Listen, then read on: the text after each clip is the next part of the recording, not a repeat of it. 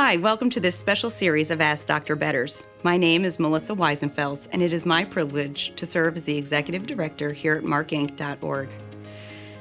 In these videos, we typically address the tough questions submitted by listeners like you, and Dr. Betters gives his biblical response to those questions.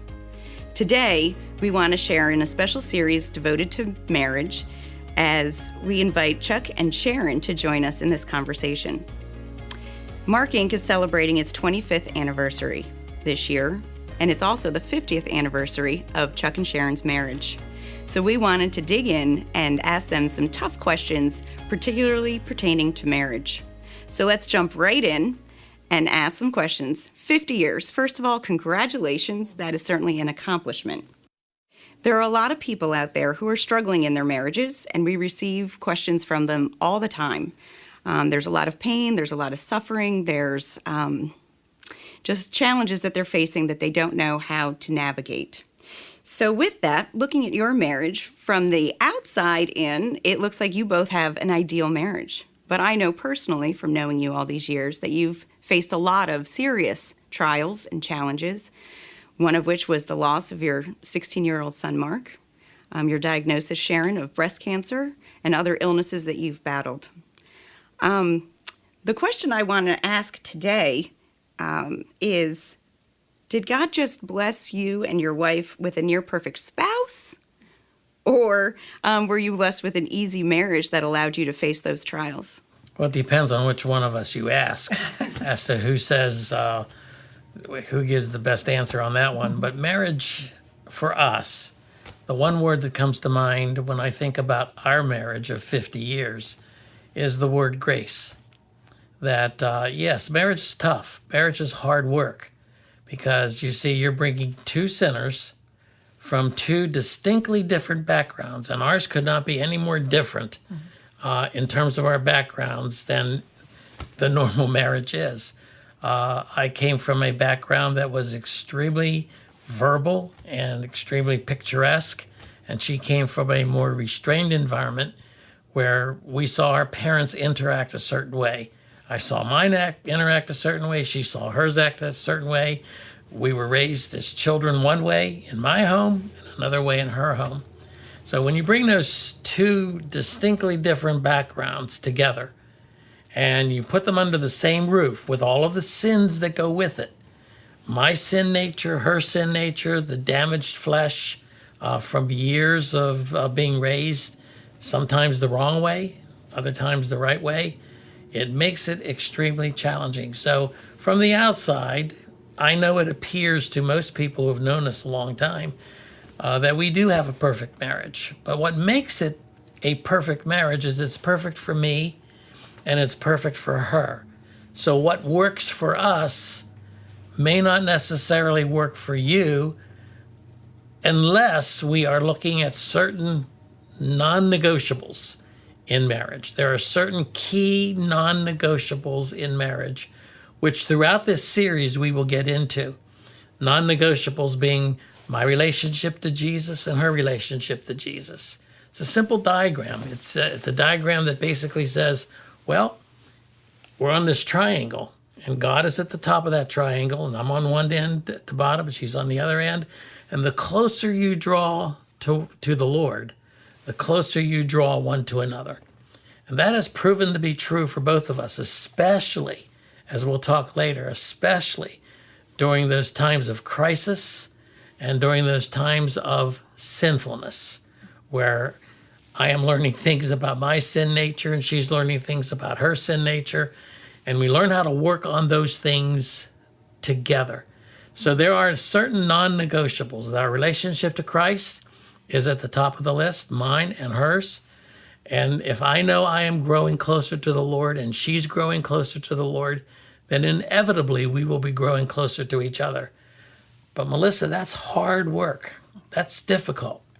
And sometimes it's extremely painful because growing closer to the Lord means you have to die to self. And none of us want to die to self. We love ourselves too much. And so when it comes to the give and take of marriage, we want to take more than we give, but that's not the definition of self-sacrifice. That's the definition of narcissism. So when we talk about our marriage, we talk about, yes, it appears to be perfect. It is perfect for us. But we want to note to our audience who's watching it or listening to this, we want to note to them that as long as the non-negotiables, which we'll flesh out later, are intact, the possibilities of a strong and good marriage are kind of cemented in those non-negotiables. There are other things that are negotiable. We have to take a look at those as well. So apart from some of the crises that you have faced, were there ever some long seasons of struggle and darkness in your marriage? I would say yes. And it goes back to what Chuck has said about two sinners living in the same house and trying to negotiate marriage and our relationships and our desires and our wants related to the desires and wants of each other. And for instance, I had a view of what marriage was going to look like. His view was different. He mentioned the differences in the way we were raised. I can't speak to how important it is to talk about that, hopefully before marriage, and identifying those places, how your parents treat one another, how they resolve conflict and all of those. So we had to take both of those and put them together, put them in a blender and see what happened. One thing that really helped me, and it was long into our marriage, was when a friend said that the best husband for me was my husband Chuck in God's economy, because marriage is a place where you can learn to be more like Christ, or you can go the other way. And Chuck and I, we bring out the best, but we bring out the worst in each other.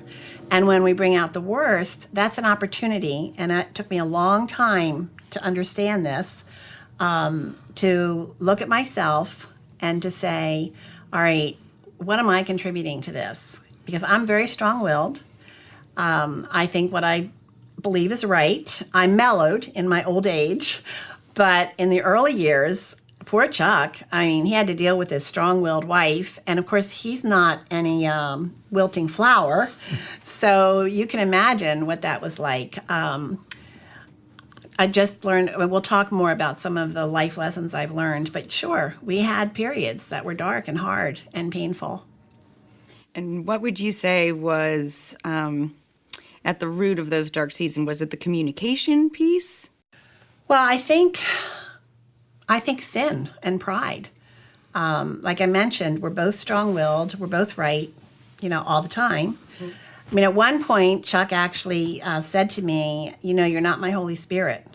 And I needed to hear it. It was like a glass of cold water in my face. I felt like I was responsible for making sure that he behaved the right way, that he did everything right according to my definition of right.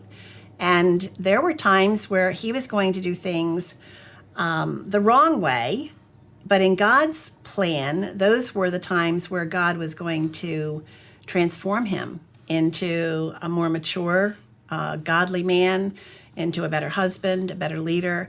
Sometimes we have to learn painful lessons, and I had to learn it wasn't my job to change him. That it's been around a long time. Girls get married, and they're being very spiritual about it and say, I'll, A-I-S-L-E, alter, A-L-T-A-R, him, H-Y-M-N. They use spiritual words. I'll alter him. That's not going to happen. Only Christ can do that. There's a concept in Scripture that speaks to a wife. In Ephesians chapter 5, it talks about wives submitting to your own husbands as unto the Lord, for the husband is the head of the wife, even as Christ is the head of the church. I hate that verse. And the reason I hate that verse is because the word submit is so overused incorrectly that men and women get a view of what biblical submission looks like, that they don't catch the bigger picture, that before that verse, it talks about mutual submission one to another, that we are to submit to one another. God gave me this woman, and God gave her this man, with all of its warts, with all of its sinfulness, with all of its damaged flesh. He gave each of us to one another, and from that, we are to build a union around those non-negotiables. That is, first of all, our relationship to Jesus Christ. And second, that we're in this together as partners. She's my partner. I am her partner. And when it talks about her submitting to me, it's not me crushing her under my thumb. It's not me saying, this is the way it's going to be. I'm the leader of this home, and that's it. If I practiced that way for 50 years, we would have self-destructed years ago, because there are so many things that she brought to this marriage that if I was a wise steward over the gifts that God has given to her, if I was a wise man and looked at those gifts, I would say she saved me from so many difficult situations, from so many wrong turns along the way, because she is wise. And I would say vice versa, that the same is true of me to her. So we're that non-negotiable of our relationship to Christ as the priority of our relationship to each other, and yes, to our children, then to our ministry.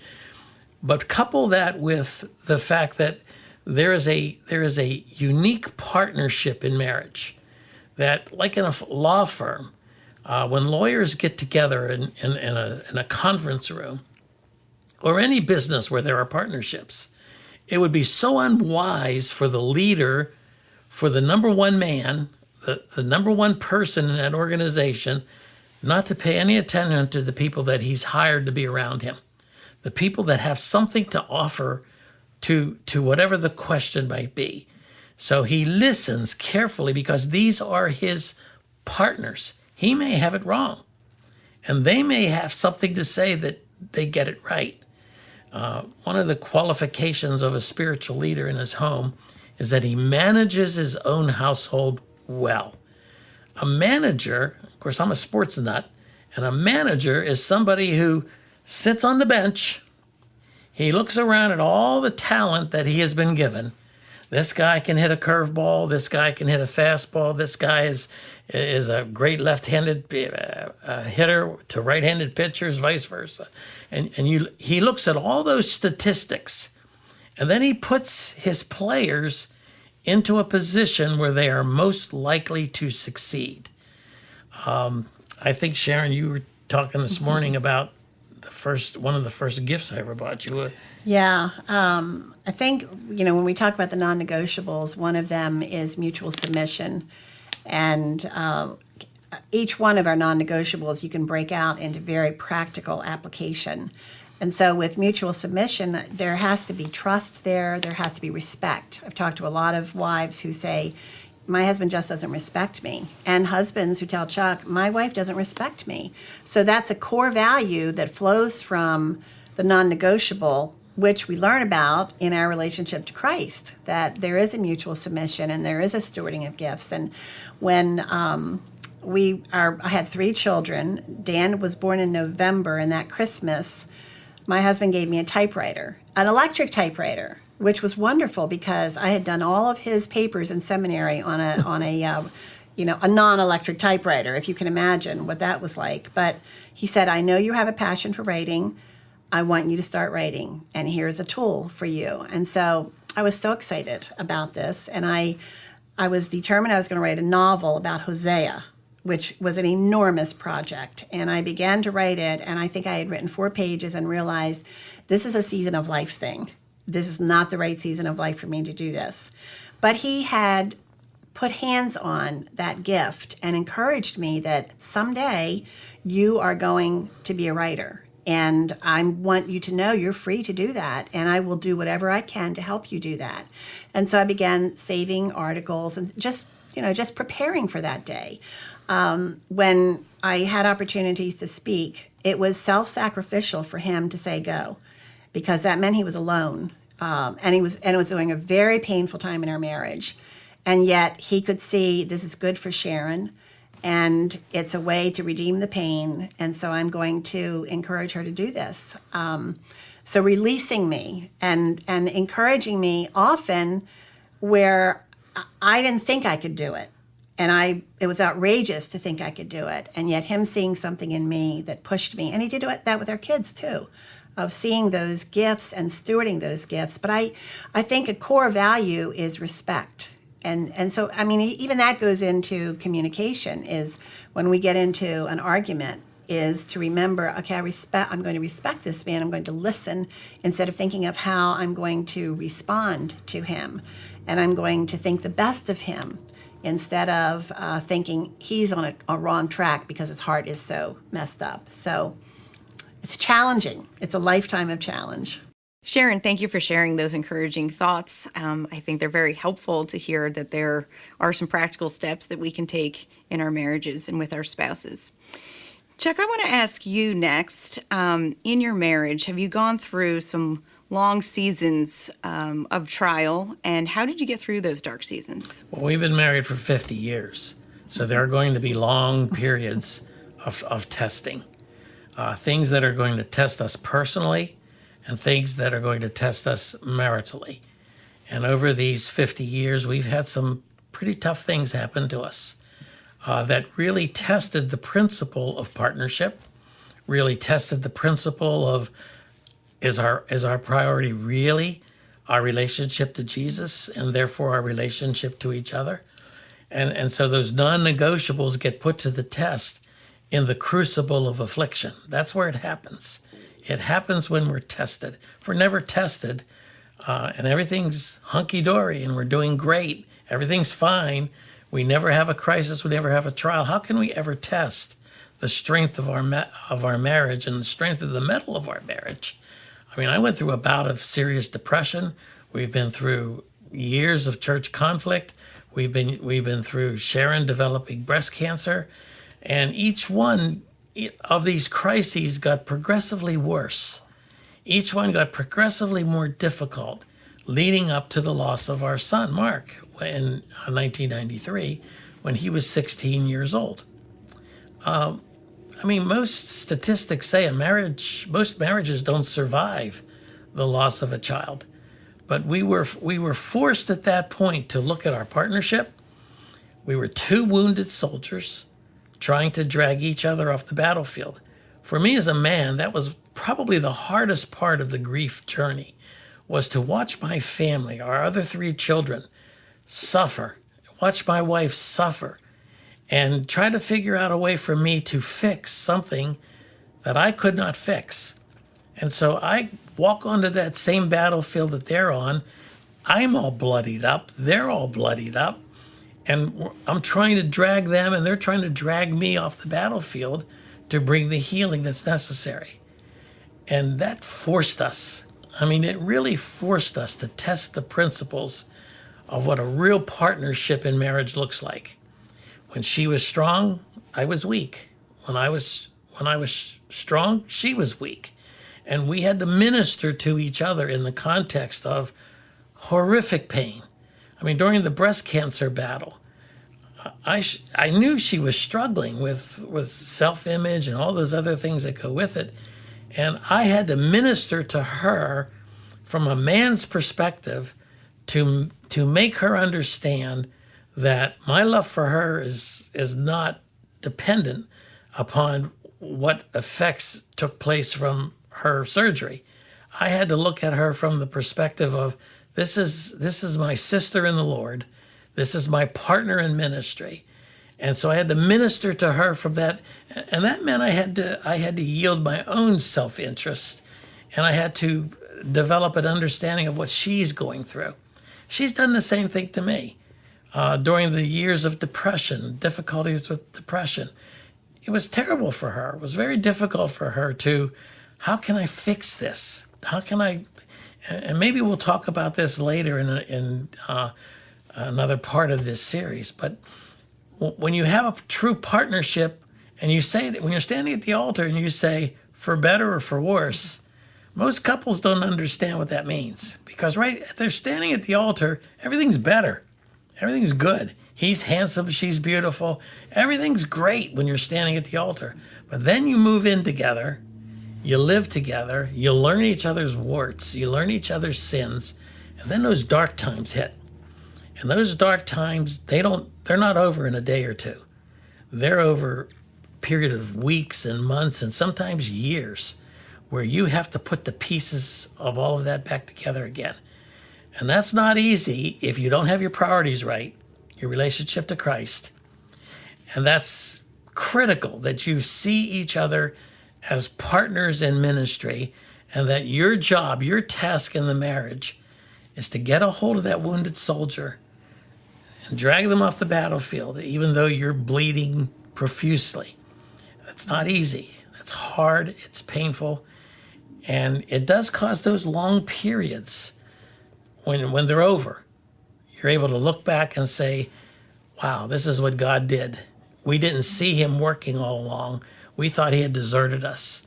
But he was there the whole time carrying us through. That's why I like to sign my letters and why we've named some aspects of MARKINC Ministries In His Grip, where he's holding on to us. You know, we're being firmly held in the grip of God's grace, even though we've let go. He hasn't let go. He's holding on firmly to us. And so for me, I think those dark times, they're going to come. I don't care who you are. I don't care how good your marriage is. It's going to get painful. It's going to become difficult. You're going to wonder why you did this in the first place. But then we go back to what brought us together in the first place, and the history of what brought us together. And we'll talk about that probably in the next part of this series. That background informs how we're going to respond when there are dark times. Thank you both so much for sharing and being so transparent about your marriage. I'm sure it's being listened to and will help several people who are struggling in their marriage, whether it's been 1 year, 10 years, 30 years. It's a journey, as you've shared with us today. And here at MARKINC, we like to unpack stories from real people who have walked through different circumstances, challenges, and sufferings, and really share their heart with our listeners. And we hope that you'll visit markinc.org to see more of the variety of resources that we have to offer, to learn how to faithfully persevere in the journey that God has set forth for you. And if these resources have been helpful to you, we hope that you'll also consider prayerfully donating to MARKINC so that we can continue to produce and distribute these resources free of charge. As I mentioned, this is a special series that we are doing on marriage. So in part 2, we're going to look at how the impact of our individual sin has on our marriage. Thank you for watching this series on Raw Marriage produced by MARKINC Ministries. For a gift of any size, you can receive a copy of this series by following the link below or visiting markinc.org.